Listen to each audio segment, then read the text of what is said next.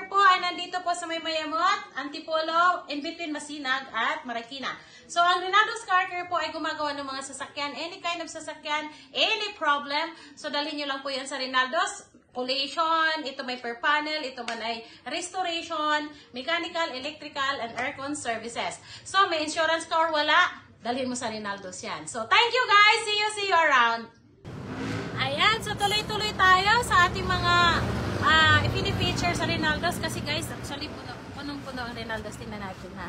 Ayan, so punong-puno ang Rinaldo's ko yun. So napakabuti ng Diyos, God is good all the time, no?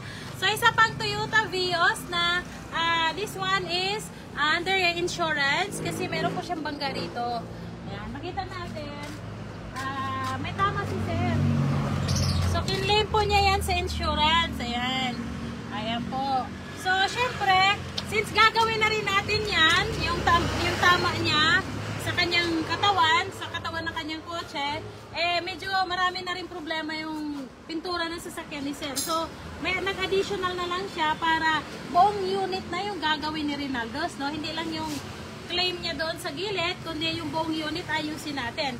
Kasi bakit? Ayan po, oh, meron ng mga bubbles yung pintura ni sir. Makikita natin dito. Ayan. Tapos dito po may mga bubbles na. Ayan. Okay. Makikita natin sa pintura ng kanyang katawan na kailangan na natin i-restore yung pintura. No? Kasi di ba nga, maganda talaga pagka, actually, advice naman na kailangan repaint natin yung ating mga unit once in a while. Ayan. Dito rin po. Tinan mo. Nakita mo? Ayan. So, kailangan na natin i-restore yung sasakyan na ito. Ayan. So, ito po ay isang Toyota Vios na under insurance pero pinag-full na ni sir ng pagpa-restore sa atin.